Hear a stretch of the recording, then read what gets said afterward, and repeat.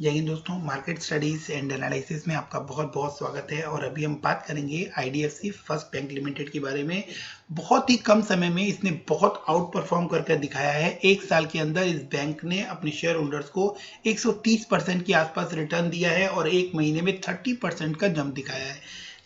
तो वी वैद्यनाथन जी जो इस बैंक के सीईओ हैं, उनका विजन बिल्कुल क्लियर है और वो उनके शेयर होल्डर्स को के पास कन्वे हो चुका है कि जो लोग इस बैंक से जुड़ना चाहते हैं वो लोग लॉन्ग टर्म के लिए इस बैंक से जुड़े, क्योंकि उनका विजन ये कहता है कि इस बैंक को वो रिटेल बैंकिंग सेक्टर का प्राइम बैंक बनाना चाहते हैं, जिसकी तरफ उन्होंने अपने स्टेप्स बढ़ाना शुरू कर दिए हैं। और इस बैंक में जो अभी रिसेंट में जो तेजी आई है उसका बड़ा रीजन जो निकल कर सामने आ रहा है वो है कि बैंक ने 3000 करोड़ का फंड अपने बोर्ड ऑफ डायरेक्टर्स से अप्रूव करा लिया है आगे के ऑपरेशंस को संभालने के लिए और कंटिजेंसीज को संभालने के लिए। सबसे पहले हम बैंक के प्रॉफिट एंड लॉस को देखने की कोशिश करते हैं। और profit and loss, banking sector का प्रॉफिट एंड लॉस जो हम देखते हैं वो कुछ उसको देखने समझने का पर्सपेक्टिव कुछ दूसरा होता है। बैंकिंग सेक्टर में जो इनकम होती है वो उस इनकम जो होती है वो इस तरह से होती है कि जो बैंक अपने कस्टमर्स को लोन देता है और बदले में जो इंटरेस्ट लेता है वो बैंक के इनकम में काउंट होता है, रेवेन्यू में काउंट होता है। और जो लोग बैंक में डिपॉजिट करते हैं, बैंक उनको जो इंटरेस्ट देता है वो बैंक के इंटरेस्ट एक्सपेंसेस में काउंट होता है। तो यहाँ पर आपको जो रेवेन्यू दिख रही है वो बैंकिंग से आने वाली उनके कस्टमर्स को जो वो लोन देते हैं वहां से जो इंटरेस्ट मिलता है वो उनके रेवेन्यू में आ गया।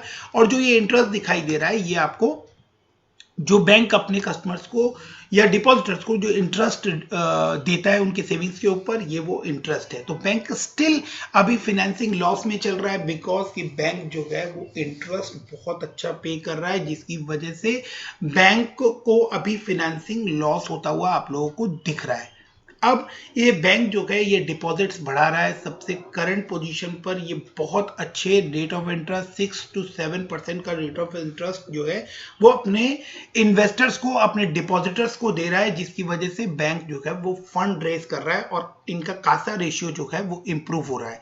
आगे मैं आप लोगों को इस वीडियो में आगे बताऊंगा कि बैंक ने किस तरह से अपने आप को क्वार्टर ऑन क्वार्टर ग्रो किया है। तो आप लोग देखें तो अगर दिसंबर 19 से हम कंपैरिजन करें तो बैंक का जो लॉस था वो 2193 करोड़ का था, जो कि अब 569 करोड़ का है। तो इस फ्रंट पर बैंक की इंप्रूवमेंट नजर आती है। स्टिल बहुत सारी चीजें हैं जो हमें समझनी होंगी, वो मैं आप लोगों को इसी वीडियो में ग्रेजुअली मैं आप लोगों को समझाने की कोशिश करता हूं। तो वीडियो को स्किप करके मत देखिएगा, अदरवाइज आप लोग इंपॉर्टेंट इंफॉर्मेशन जो है वो बीच में मिस कर जाएंगे कि प्रॉफिट एंड लॉस के ऊपर इस बैंक को फाइनेंसिंग प्रॉफिट में क्यों फाइनेंसिंग लॉस नजर आ रहा है और क्यों आगे आप लोग देखें तो वो प्रॉफिट नजर आ रहा है। तो वो सब चीजें मैं आप लोगों को एक एक करके बताता हूं। अदर इनकम आप देखें तो अदर इनकम यहां पर जुड़ती हुई आपको नजर आ रही है, जिसकी वजह से आप लोगों को यहां पर नेट प्रॉफिट बिफोर टैक्स जो है वो पॉजिटिव में आता हुआ नजर आ रहा है। अब क्या प्रॉफिट बिफोर टैक्स अगर पॉजिटिव में आता हुआ नजर आ रहा है तो ये रीजन है कि हम लोग इस बैंक में इन्वेस्ट कर दें, वो अदर इनकम में वो आप लोगों को नजर आ रहा है। बैंक जो है वो फिलहाल अपने प्रोविजंस इंक्रीज कर रहा है सो दैट कि बैंक किसी भी तरह के धक्के को झेलने के लिए आगे तैयार रहे। बैंक ने जब मर्जर किया था, आईडीएफसी ने जब कैपिटल फर्स्ट के साथ मर्जर किया था, तो उन्होंने जो जो कमिटमेंट दी थी, बैंक उस कमिटमेंट्स को पूरा करने के लिए, फुलफिल करने के लिए अब आगे बढ़ता हुआ नजर आ रहा है। इसकी डिटेल पे हम चलते हैं और देखने समझने की कोशिश करते हैं। आप देखें तो जो नेट प्रॉफिट है वो 76 करोड़, 109 करोड़, 76 करोड़, 100 करोड़, 109 करोड़ और अब बढ़ के 137 करोड़ हो गया है। तो नेट प्रॉफिट में कंटिन्यूअस जो इंक्रीज आ रहा है, ये एक बड़ा रीजन बनकर आ रहा है कि ये बैंक आप लोगों को आने वाले टाइम में अच्छा रिटर्न दिखाने की कैपेसिटी की तरफ बढ़ता जा रहा है। और अभी इसने बहुत अच्छा रिटर्न दिखा दिया है। जो बैंक किसी समय लॉसेस में रहा करता था, नेट लॉसेस में, वो अब नेट प्रॉफिट में आता हुआ नजर आ रहा है। अब आगे बढ़ के हम लोग एक और इंपॉर्टेंट चीज मैं यहां पर आप लोगों को दिखाता हूं। बैंक ने जब मर्जर किया था आईडीएफसी फर्स्ट बैंक ने जब कैपिटल फर्स्ट के साथ मर्जर किया था तो उस समय कुछ कमिटमेंट्स हुई थी और वो कमिटमेंट्स यहां पर इस कॉलम में आप लोगों को देखने को मिल जाएगी।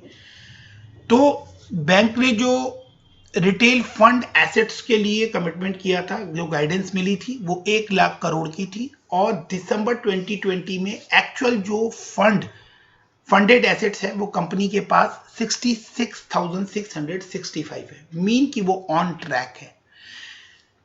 इसके आगे retail as percentage of total funded assets वो 60-70% के आसपास गाइडेंस मिली थी, जो कि अभी 60% तक पहुंच गई है दिसंबर 2020 में, तो वो भी ऑन ट्रैक है।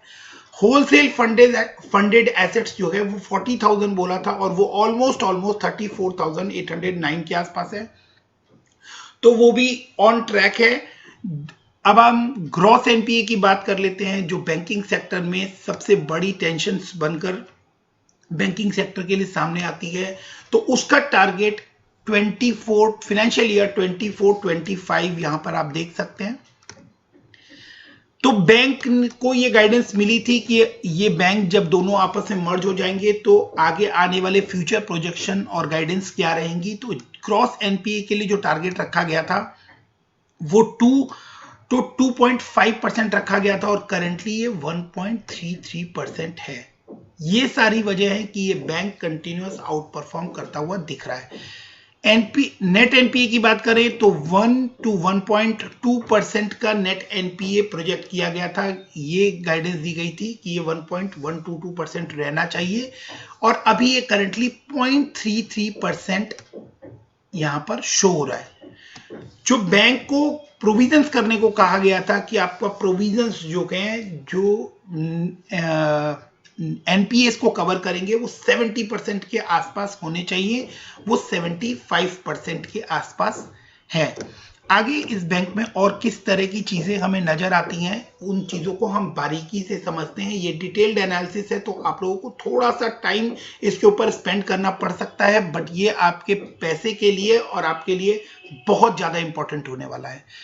तो फाइनेंशियल ईयर 24-25 के लिए 30% और 50% का टारगेट रखा गया था कासा डिपॉजिट का, जो कि ऑलरेडी बैंक ने अचीव कर लिया है इन फाइनेंशियल ईयर 2021 में ही 48.31% का कासा रेशियो है।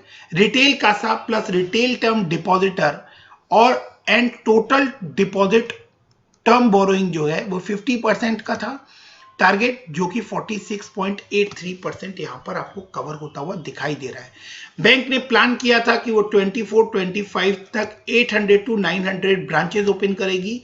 576 ब्रांचेस ऑलरेडी दिसंबर 2020 में ओपन हो चुकी हैं। तो आप देखें तो बैंक जो है वो हर फ्रंट पर अपने आप को जो टारगेट्स बैंक ने खुद की अचीवमेंट के लिए सेट किए थे at the time of merger, वो सभी targets bank on time complete करता हुआ इधर ट्रैक पर है या अचीव कर चुका है।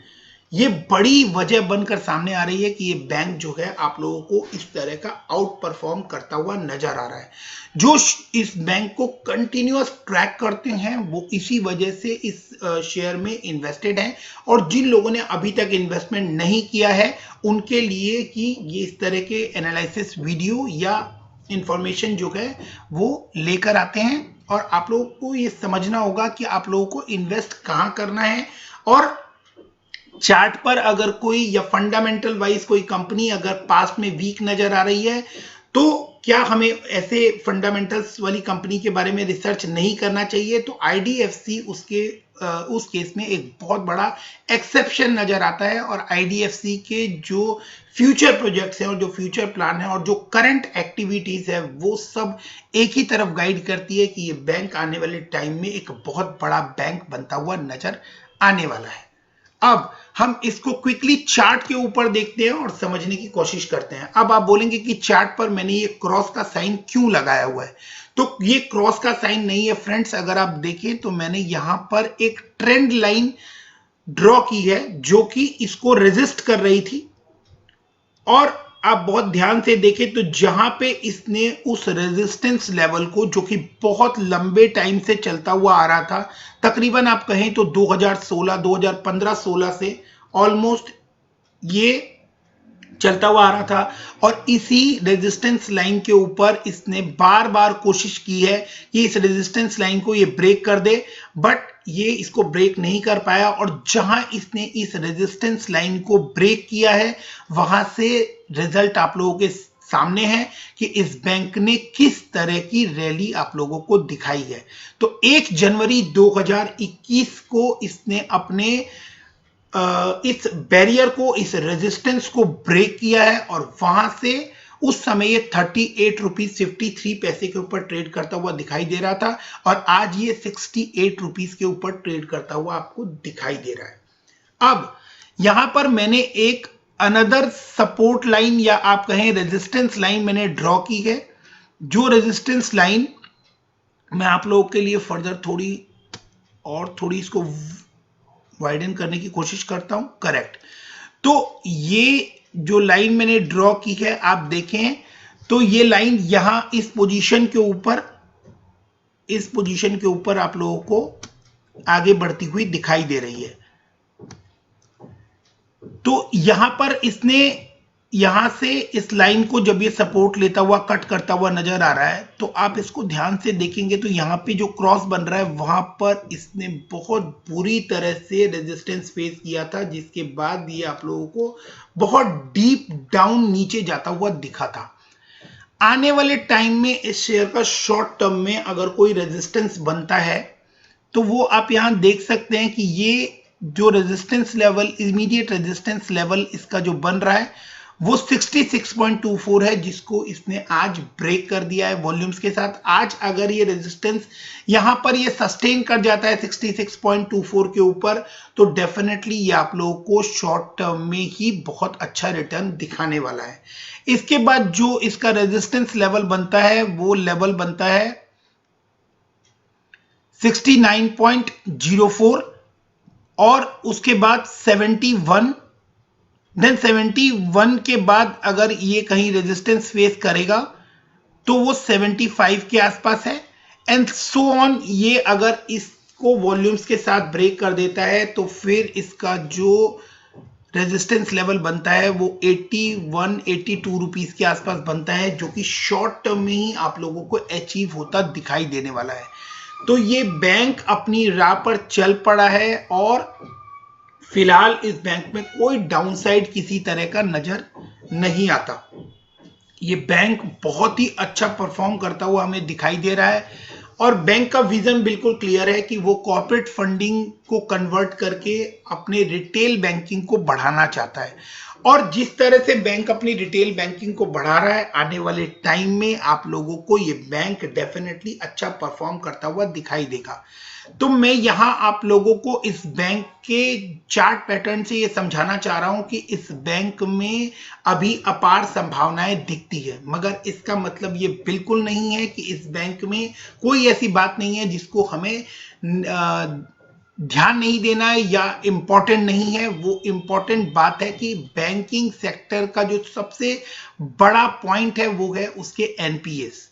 हालांकि बैंक उसको लेके बहुत प्रॉमिसिंग और कमिटेड नजर आती है कि बैंक अपने एनपीएस को बढ़ने नहीं देगी, और बैंक उसके लिए हर इंपॉर्टेंट कोशिश कर रही है, बट स्टिल इसके जो लेगेसी लोन्स हैं उसके ऊपर हमें नजर बना के रखनी पड़ेगी, और ये ध्यान देना पड़ेगा कि उनमें से कोई बुरी खबर निकल कर ना आए। अदरवाइज करंट पीरियड में जो वी वैद्यनाथन जी का विजन है उसके हिसाब से ये बैंक जो है ये रिटेल बैंकिंग में 25% ईयरली ग्रोथ के साथ बढ़ना चाहता है, और जिसकी तरफ उसने ऑलरेडी कदम बढ़ा दिए हैं।